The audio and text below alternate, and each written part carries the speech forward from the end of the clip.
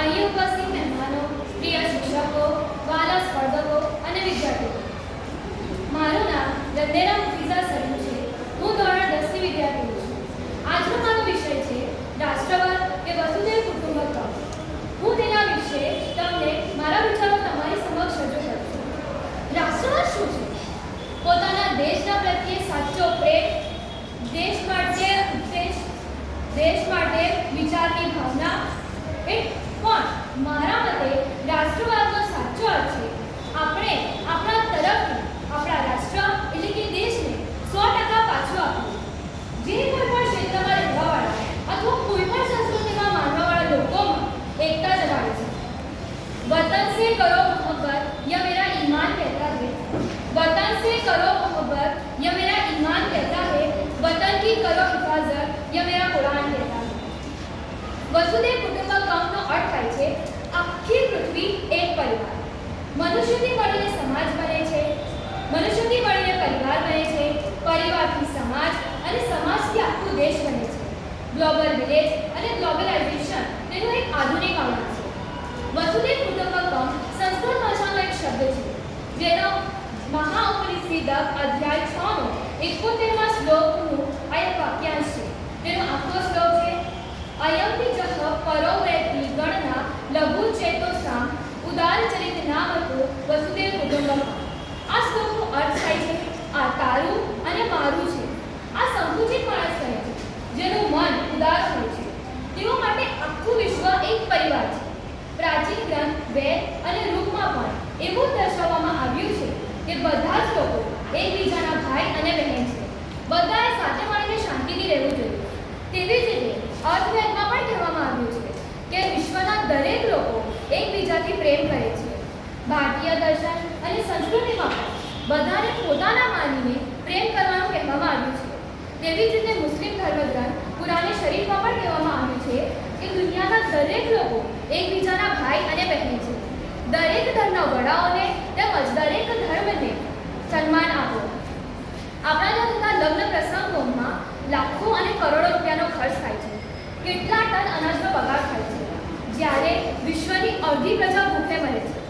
આફ્રિકાના સાઇબિરિયામાં એટલો ભૂખ મર્યો છે કે ત્યાંના લોકો માટીની રોટી બનાવીને ખાય છે. તેના ભૂખા અને હાડપિંજર જેવા બાળકોને જોઈને આપણા પેટમાં અનાજનો દાણો ન હોય.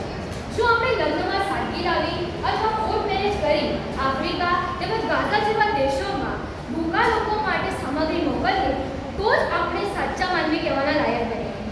આજે આપણે જોઈ રહ્યા છીએ કે વિશ્વમાં કોઈ પણ દેશમાં કોઈ પણ દુઃખદ ઘટના બને તો સૌથી પહેલા લોકો વિડીયો કરવા માટે ઊભા થઈ જાય છે. બધા જ બીજાની ભૂલો શોધવા માટે ઊભા થઈ જાય છે. જ્યારે આપણા જ દેશમાં વિમાનની દુર્ઘટના બની તો બધો જ બસ પાયલટને આપી દેવામાં આવ્યો. જેણે પોતાની જિંદગીના 20 વર્ષ સેવામાં આપ્યા અને હજારો લોકોનો જીવ બચાવવા પોતાનો જીવ કુરબાન કર્યો, આવા ગ્રેટ માણસને આપણે મોતનો બદલો જાળવી ન શકીએ? શું આપણે આટલા નિમ્ન કોટીના માણસો છે? 10-12 આતંકવાદીઓ આવીને ધર્મના નામે આતંક ફેલાવે છે અને નિર્દોષ લોકોનો કતલ કરે છે. આવું કોઈ પણ તેમાં શીખવવામાં આવતું નથી. આવા માણસોને જાહેરમાં જ ઊભા રાખીને મોતની સજા કરવી જોઈએ.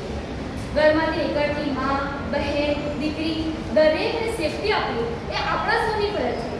જો આપણે સજાગ થઈએ ને તો વિશ્વમાં થતા હર બીજી સેકન્ડમાં રેપની ઘટનામાં સુધારો લાવી શકીએ. પણ આપણે આમાં પણ નાકામ છે, કારણ કે દરેક જણ એવું જ વિચારે છે શા માટે આવા કપડાં પહેર્યા, શા માટે એકલી નીકળી તો આવું જ થાય ને? ના, એવું નથી.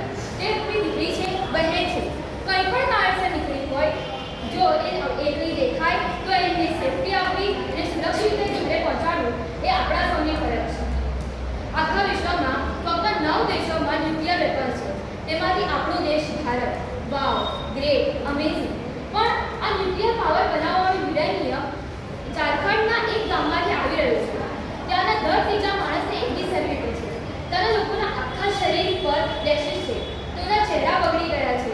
અડધા બાળકોને કોગ્નિટિવ ડિસેબિલિટીઝ છે. જો આપણે આપણા જ દેશમાં ન્યુક્લિયર પાવર હોવાનો ભોગ ઝારખંડનો એક ગામ જાદુ ઘોડા ભોગવી રહ્યું છે, શું અન્યાય નથી? તેઓ માટે આપણે કંઈ કરી ન શકીએ? અરબો અને યહૂદીઓની વચ્ચે જેરુસલેમની પવિત્ર ભૂમિ માટે હજુ લખવા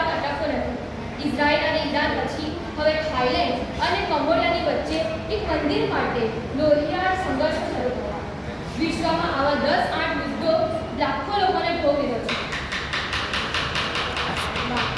અસ્તુ.